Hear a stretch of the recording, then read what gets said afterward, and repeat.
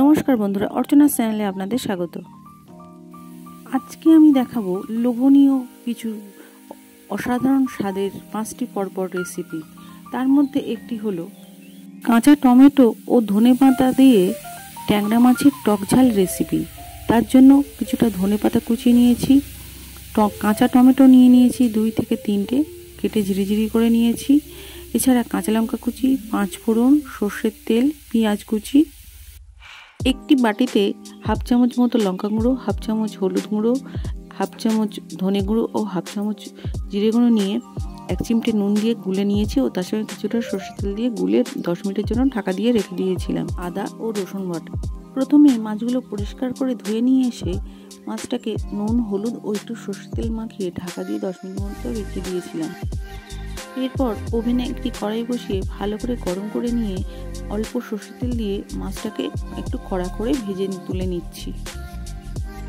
মাছটা ভেজে তুলে নেওয়ার পরে যে তেলটুকু ছিল ওই তেলের মধ্যে কিছুটা 5 ফোড়ন দিয়ে ভাজা ভাজা করার পরে আমি আদা বাটা ও রসুন বাটা দিয়ে ভালো করে কষিয়ে নিলাম। কষিয়ে নেওয়ার পরে যে কাঁচা টমেটোটা কুচিয়ে রেখেছিলাম তা এর মধ্যে আমি দিয়ে দিচ্ছি, দিয়ে একটু কষিয়ে নিলাম। কষানোর পরে পেঁয়াজ কুচিটা দিয়ে দিলাম। পেঁয়াজ কুচিটা দিয়ে তার উপরে আমি কাঁচা লঙ্কাটাও দিয়ে দিলাম, দিয়ে ভালো করে নেড়েচেড়ে নিলাম ও ভাজতে সময় দিলাম। পেঁয়াজ ও টমেটোটা ভালো করে ভাজা ভাজা হয়ে গেলে আমি যে মশলাটা করে রেখেছিলাম সেটা এর মধ্যে দিয়ে দিচ্ছি, দিয়ে বেশ কিছুক্ষণ ধরে কষিয়ে নেব।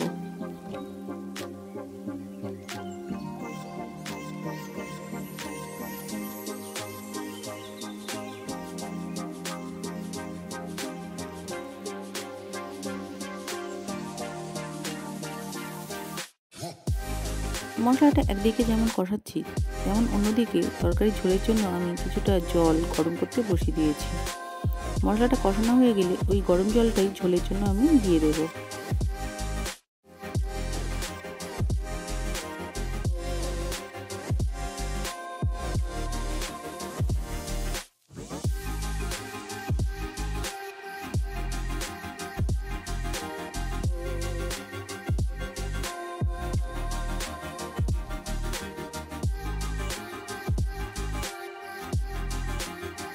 মশলা থেকে যখন তেল ছাড়তে শুরু করে দেব তখন গরম জলটা আমি ঝোলের মধ্যে দিয়ে দিচ্ছি, আর ঝোলটা ফুটে উঠলে মাছগুলো আমি ঝোলের মধ্যে ছেড়ে দেব।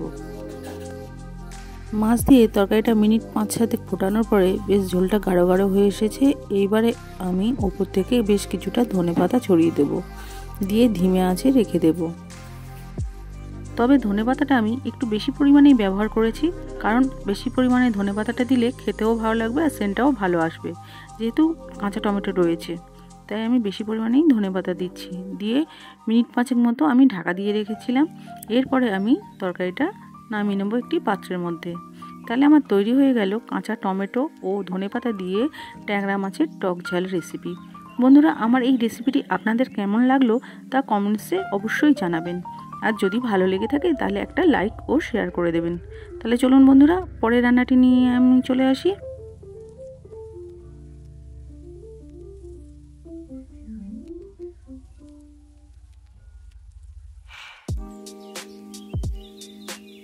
পরের রান্নাটি হলো রুই মাছের মাথা ও পেটি দিয়ে হাতে করা বড়ি ও আলু দিয়ে পাতলা ঝোল।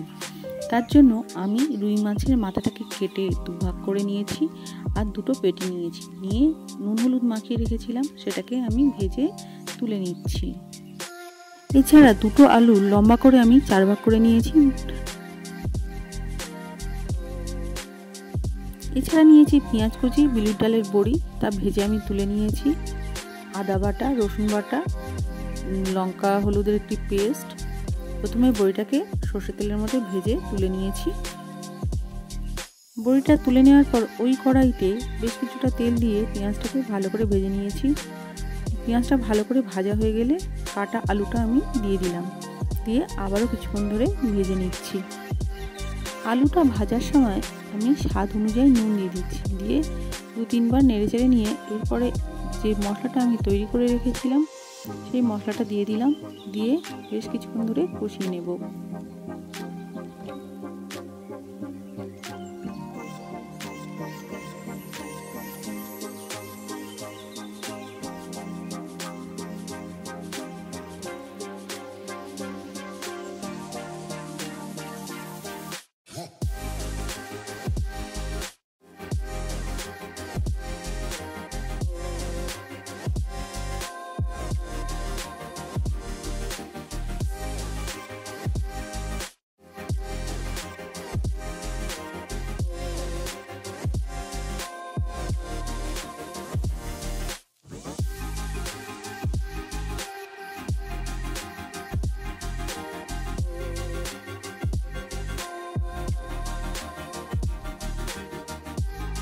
মশলা থেকে যখন তেল ছাড়তে শুরু করে দেবে, আমি ঝোলের জন্য গরম জল দিয়ে দেবো।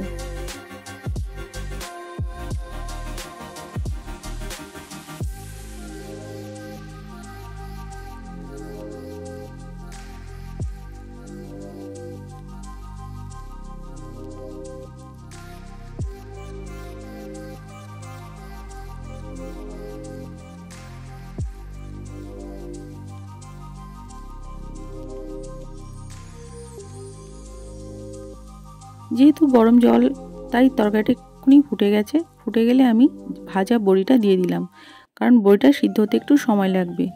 যখন আলু আর বড়ি দুটোই ভালোভাবে সিদ্ধ হয়ে যাবে, আমি ভাজা মাছগুলো দিয়ে দেবো। ভাজা মাছের মধ্যে প্রথমে আমি মুড়ো দুটো দিয়েছি।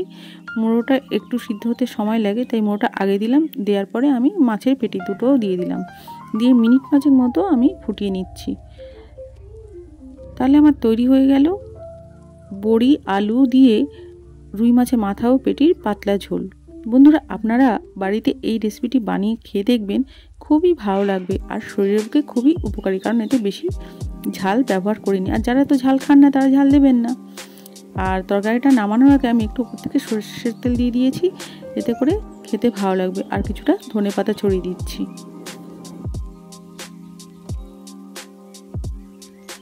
মিনিট পাঁচেক পরে আমি তরকারিটা একটা পাত্রের মধ্যে নামিয়ে নিলাম। তাহলে আমার তৈরি হয়ে গেল রেসিপিটি। বন্ধুরা, আমার এই রেসিপিটি আপনাদের যদি ভালো লেগে থাকে, তাহলে অবশ্যই একটি লাইক ও শেয়ার করে দেবেন। আর কেমন লাগলো তা কমেন্টসে অবশ্যই জানাবেন।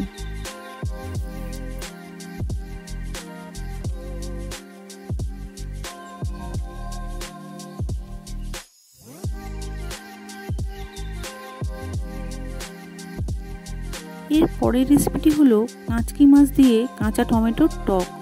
আর এই রেসিপিটি খুব সহজেই বন্ধুরা তৈরি হয়ে যায়। আমি 200 গ্রাম মতো কাঁচকি মাছ নিয়েছি। সেটাকে ভালো করে পরিষ্কার করে ধুয়ে নিয়ে তেলের মধ্যে ভালো করে ভেজে তুলে নেব। মাছটা ভেজে নেওয়ার পরে ওই কড়াইতে কিছুটা সরষের তেল দিয়ে কাঁচা টমেটো ও কাঁচা লঙ্কা ভেজে নিচ্ছি।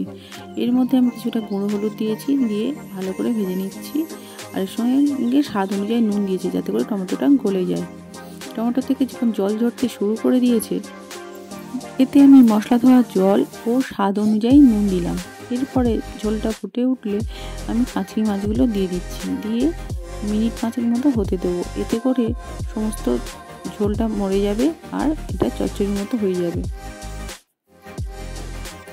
তবে তরকারিটি আমি ঢাকা দিয়ে রান্না করেছি। ঢাকা দিয়ে রান্না করলে স্বাদ আর গন্ধটা ঠিকঠাক বজায় থাকে।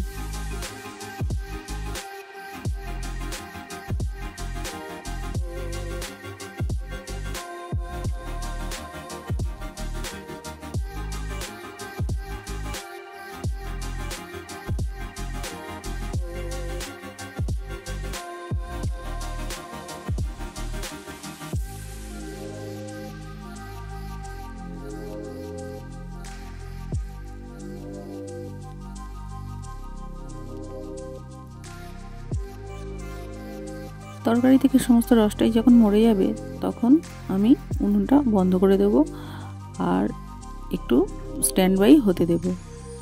এবারে আমি তরকারিটা একটি পাত্রের মধ্যে নামিয়ে নিচ্ছি। তাহলে আমার বন্ধুরা তৈরি হয়ে গেল কাঁচকি মাছ ও টমেটোর টক। বন্ধুরা, আমার এই রেসিপিটি আপনাদের কেমন লাগলো তা কমেন্টসে জানাবেন। আর যদি ভালো লাগে তাহলে একটা লাইক ও শেয়ার করে দেবেন। এর পরের রেসিপিটি হলো খুব মজাদার। সেটি হলো মাছের তেলপোঁটা দিয়ে পাঁচমিশালি সবজির চচ্চড়ি। পাঁচমিশালি সবজি বলতে আমি এখানে নিয়েছি বিনস, আলু, গাজর, বেগুন, পেঁপে সবই আমি ঝিরিঝিরি করে কেটে নিয়েছি। নিয়ে ভালো করে ধুয়ে পরিষ্কার করে নিয়েছি। এরপরে আমি 200 গ্রাম মতো রুই মাছের তেলপোঁটা নিয়েছি। নিয়ে সেটা তেলের মধ্যে পেঁয়াজ, রসুন, পাঁচফোড়ন দিয়ে ভেজে নিচ্ছি। প্রথমে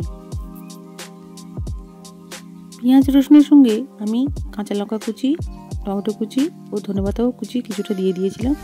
দিয়ে তেলপোঁটাটা ভালো মতো গলে গেলে এবারে সবজিগুলো এক এক করে দিয়ে খুব ভালো করে সযত্নে এটাকে নাড়তে হবে, নেড়ে নেড়ে ভাজতে হবে।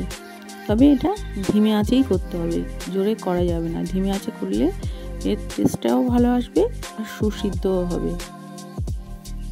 সবজিগুলো মিনিট 7-8 ধরে ভালো করে কষিয়ে নেওয়ার পরে আমি স্বাদ অনুযায়ী নুন দিয়ে দিচ্ছি।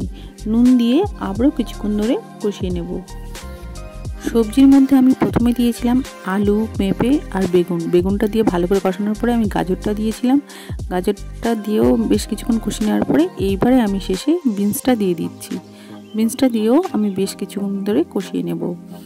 আর গাজর বিভিন্ন সবজি আছে বলে এতে এখনও আমি পর্যন্ত হলুদ দিইনি। কি সুন্দর কালার এসছে দেখুন বন্ধুরা। যদিও মাছের তেল পোড়ায় অল্প একটু হলুদ ছিল, কিন্তু সবজির জন্য আমি কোনো হলুদ দিইনি। তার সত্ত্বেও খুব সুন্দর একটা রং এসেছে, যেহেতু অনেক রকম সবজি তো তাই। সবজিটা বেশ ভালো মতো কষানো হয়ে গেলে যে মশলার পেস্টটা আমি বানিয়ে রাখি তরকারিতে দেওয়ার জন্য, সেই পেস্টটা আমি দিয়ে দিয়েছি। এই পেস্টটা কীভাবে বানাই সেটা আমি আগেই দেখিয়েছি, আর তাই এখন বলছি না। ওই পেস্টটাই আমি সবজির মধ্যে দিয়ে দিচ্ছি, দিয়ে বেশ ভালো করে নেড়ে চেড়ে নিচ্ছি। মশলাটা দিয়ে সবজিটা ভালো করে নেড়ে চেড়ে নেওয়ার পরে যখন সবজিটা বেশ ভালো মতো মজে এসেছে, আমি 50 গ্রাম মতো সর্ষের তেল ওপর থেকে দিয়ে দেব। দেওয়ার পরে সবজিটা সিদ্ধ হওয়ার জন্য অল্প পরিমাণ আমি জল দিয়ে দিচ্ছি, দিয়ে ঢাকা দিয়ে রান্না করব।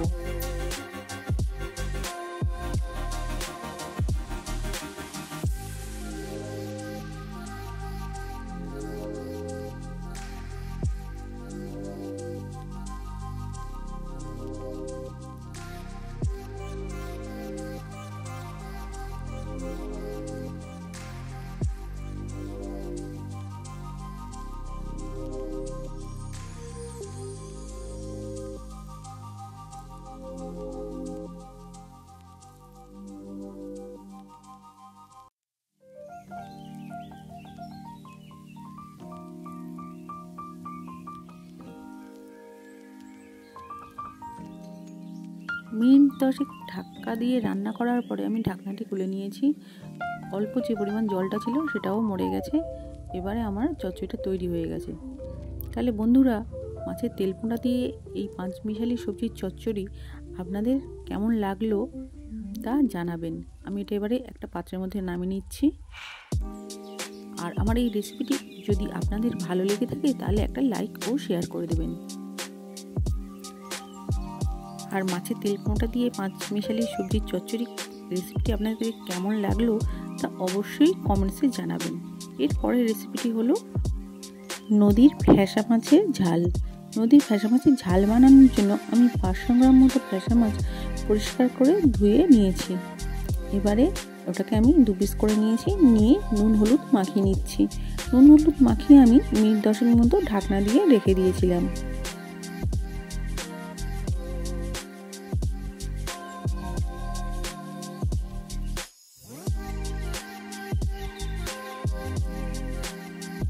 মিনিট 10 পর মাছের ঢাকনাটা খুলে আমি অন্যদিকে কড়াইটা উনুনের মধ্যে বসিয়ে দিয়েছিলাম। কড়াইটা বেশ ভালো মতো গরম হয়ে গেলে তেলটা খুব ভালো করে গরম করে মাছটা আমি খুব ভালো করে ভেজে নেব। আর মাছের ঝাল বানানোর জন্য নিয়ে নিয়েছি আদা বাটা 1/2 চামচ, রসুন বাটা 1 চামচ, লঙ্কা কুচি, পেঁয়াজ কুচি ও টমেটো কুচি। এছাড়া রোজকার মশলা যেমন নিই হলুদ গুঁড়ো, লঙ্কা গুঁড়ো, জিরে গুঁড়ো ও ধনে গুঁড়ো। প্রথমে কড়াইতে ওই বাকি তেলেই আমি 5 ফোড়ন কিছুটা ভেজে নিচ্ছি। 5 ফোড়নটা ভাজা ভাজা হয়ে গেলে পেঁয়াজ কুচিটা দিয়ে খুব ভালো করে ভেজে নেব।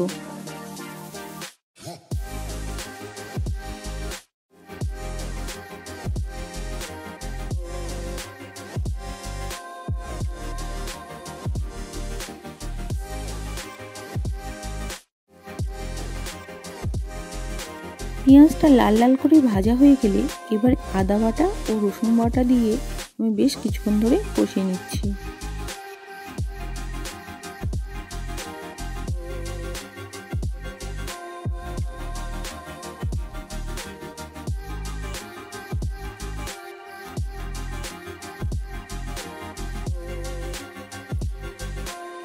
আদা ও রসুনটা ভালো করে ভাজা হয়ে গেলে এবারে আমি লঙ্কা কুচিটা দিয়ে দেবো। পেঁয়াজ আর রসুনটা বেশ ভালো করেই ভাজতে হবে, কিন্তু একটা কাঁচা গন্ধ থাকলে খেতে ভালো লাগবে না। তাই পেঁয়াজ রসুনটা খুব ভালো করে ভাজা হয়ে গেলে কাঁচা লঙ্কাটা দিয়েও বেশ কিছুক্ষণ ধরে আমি ভেজে নেব।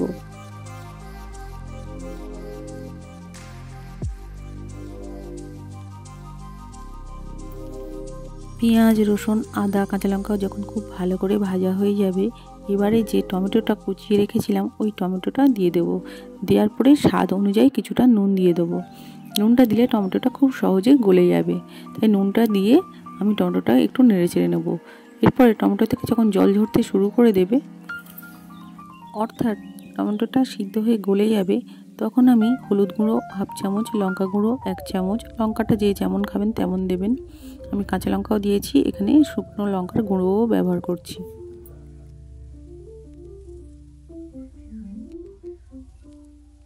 হলুদ ও লঙ্কার গুঁড়ো দিয়ে আরও কিছুক্ষণ আমি কষিয়ে নেব। আর ওপর থেকে আমি কিছুটা সর্ষে তেলও দিয়েছি, যাতে করে লঙ্কা ও হলুদ গুঁড়োর গন্ধটা না থাকে। দিয়ে বেশ ভালো করে কষিয়ে নিচ্ছি।